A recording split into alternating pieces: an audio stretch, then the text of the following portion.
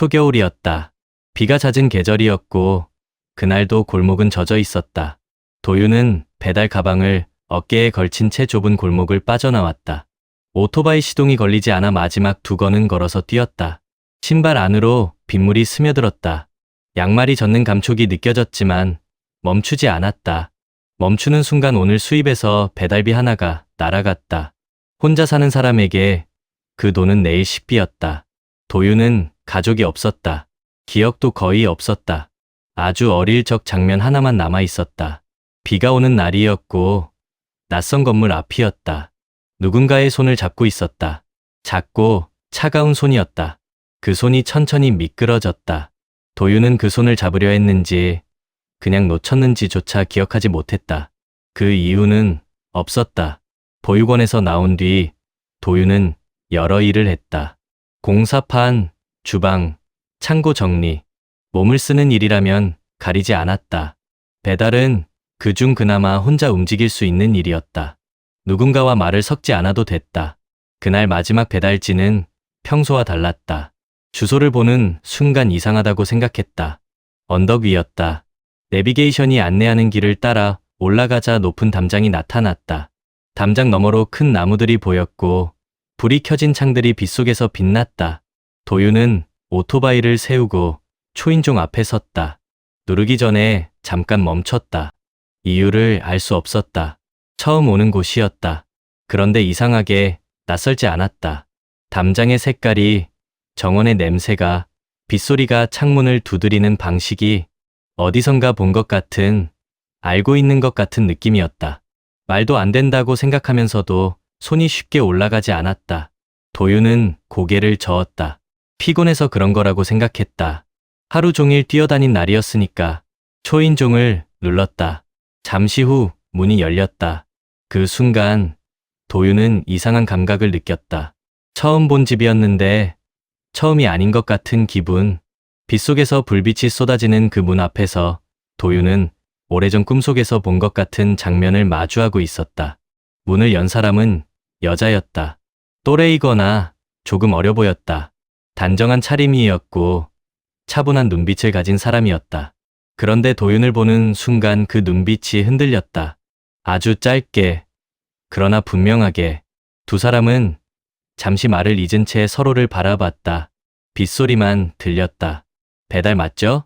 먼저 말을 꺼낸 건 여자였다. 목소리가 약간 굳어 있었다. 도윤은 고개를 끄덕이며 가방을 건넸다. 손이 스쳤다. 짧은 접촉이었다. 그런데 이상하게 그 감촉이 낯설지 않았다. 처음 닿는 온도인데 기억하고 있는 것 같은 온도였다. 여자의 이름은 지안이었다. 이 집 이사장의 딸이었다. 도윤이 돌아선 뒤에도 지안은 한참 동안 그 자리에 서 있었다. 닫힌 문을 바라보면서 왜 그런지 알 수 없는 감정을 삼켰다. 처음 보는 사람이었다. 그런데 처음이 아닌 것 같았다.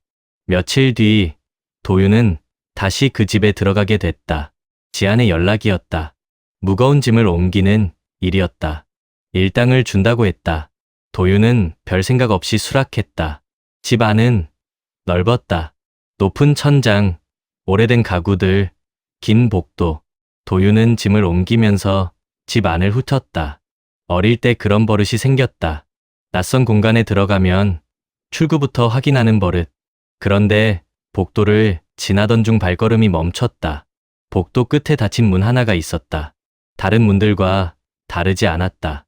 특별한 것이 없었다. 그런데 시선이 끌렸다. 설명할 수 없는 끌림이었다. 도윤은 짐을 내려놓고 그 문 앞에 섰다.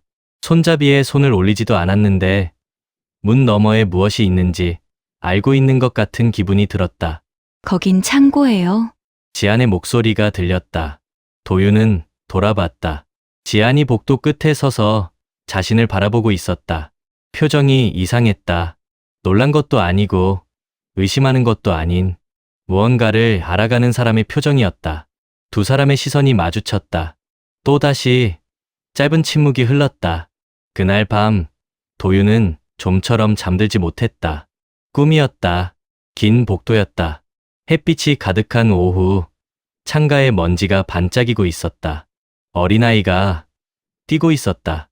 도윤은 그 아이가 자신이라는 것을 알면서도 그냥 바라보고 있었다.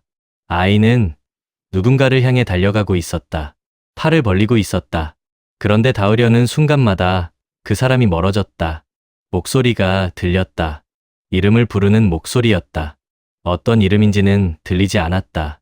소리가 점점 작아졌다. 그리고 사라졌다. 도윤은 숨을 참은 채 깨어났다. 천장을 바라봤다. 심장이 빠르게 뛰었다. 꿈이라는 것을 알면서도 그 목소리의 온도가 가슴에 남아 있었다. 지한도 같은 시기에 같은 꿈을 꾸고 있었다. 어릴 때부터 반복되는 꿈이었다. 함께 놀던 아이를 잃어버리는 꿈이었다. 얼굴은 기억나지 않았다. 이름도 들리지 않았다. 그런데 손의 감촉만큼은 매번 선명했다. 작고 따뜻한 손이었다. 그 손이 놓이는 순간 잠에서 깼다. 지아는 그 꿈을 아무에게도 말하지 않았다. 며칠 뒤 재단 창고 정리를 맡게 된 도윤은 안쪽 선반에서 낡은 상자 하나를 발견했다. 다른 것들보다 오래된 것이었다. 먼지가 두껍게 쌓여 있었다. 도윤은 버릴 것과 남길 것을 분류하다가 무심코 상자를 열었다.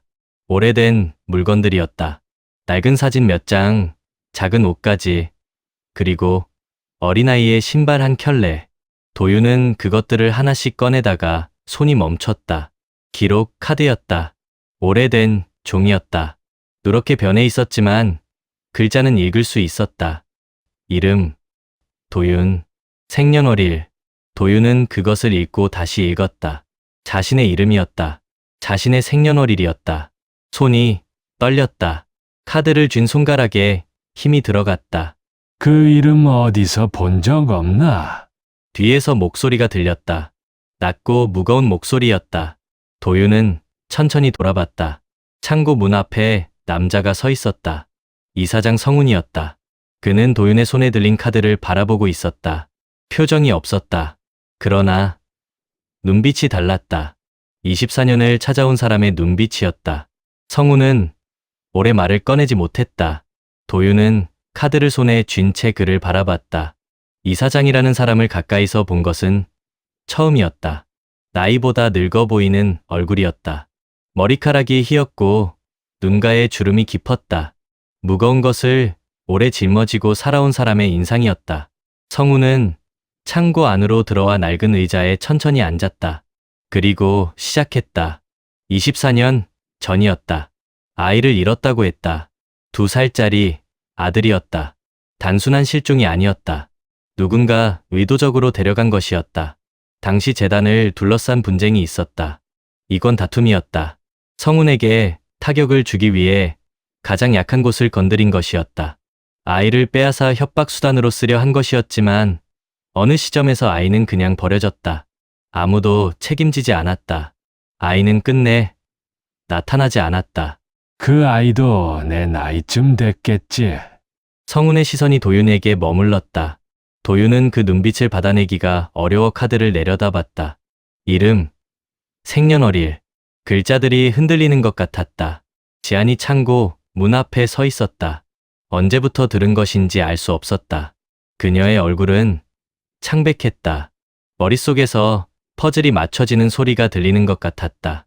도윤을 처음 봤을 때의 감정, 설명할 수 없던 익숙함, 매번 반복되던 꿈속의 작은 손, 하나씩 자리를 찾아가고 있었다. 오빠, 지안의 입에서 그 말이 나왔다. 스스로도 놀란 것 같았다. 손으로 입을 막았다. 그러나 이미 나온 말이었다. 도윤은 아무 말도 하지 못했다. 평생 자신은 버려진 사람이라고 생각해왔다. 원하지 않아서 버린 것이라고. 그래서 누구에게도 기대지 않는 법을 배웠고 아무것도 바라지 않는 법을 익혔다. 그게 살아남는 방식이었다. 그런데 지금 그 생각의 밑바닥이 흔들리고 있었다. 버려진 것이 아니라 잃어버려진 것일 수도 있다는 말, 찾는 사람이 있었다는 말. 그 가능성이 차라리 더 무거웠다. 오랫동안 쌓아온 단단한 것들이 한꺼번에 무너질 것 같은 무게였다. 도윤은 창고 벽에 등을 기댔다. 눈을 감았다. 빗소리가 지붕을 두드리고 있었다. 결과가 나오는 데는 일주일이 걸렸다. 성훈이 조용히 검사를 제안했다. 도유는 하루를 망설였다. 확인하고 싶은 마음과 확인하기 두려운 마음이 같은 크기로 있었다. 맞으면 무너질 것 같았고 틀리면 더 무너질 것 같았다. 어느 쪽이든 지금까지 버텨온 방식으로는 감당이 안 될 것 같았다. 그래도 했다. 도망치는 것도 지쳐 있었으니까. 결과를 기다리는 일주일 동안 세 사람은 이상한 시간을 보냈다. 서로를 피하지도 그렇다고 쉽게 다가가지도 못했다. 밥상에서 마주치면 말이 없었다. 복도에서 눈이 마주치면 먼저 시선을 피했다. 그러나 이전과는 분명히 달랐다. 같은 공간에 있는 것만으로 무언가 달라져 있었다. 지아는 그 일주일 동안 밤마다 울었다. 이유를 설명하기 어려웠다. 슬픈 것도 아니었고 기쁜 것도 아니었다. 오래 잃어버리고 있던 무언가가 돌아오려 하는 것 같은 설명할 수 없는 감정이었다. 결과가 나온 날이었다.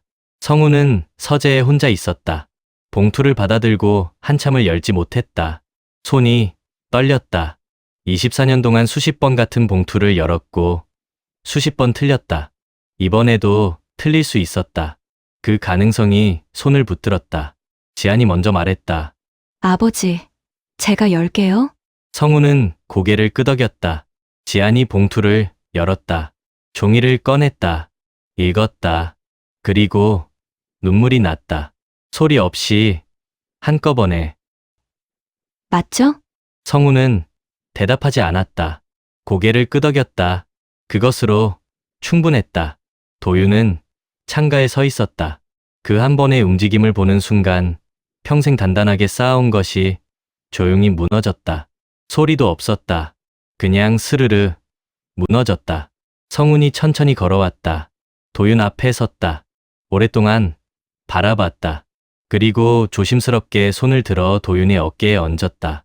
늦어서 미안하다. 짧은 말이었다. 그러나 그 안에 24년이 담겨 있었다. 도윤은 그 손을 피하지 않았다. 처음이었다. 누군가의 손을 놓지 않아도 되는 순간은 어느 날 오후 세 사람은 정원에 나란히 앉아 있었다. 겨울 햇볕이 따뜻하게 내려앉았다. 아무 말도 하지 않았다. 그냥 같은 자리에 있었다. 도윤은 생각했다. 자신은 버려진 사람이 아니었다. 돌아올 자리가 있었던 사람이었다. 그리고 지금 그 자리에 앉아 있었다. 그것으로 충분했다.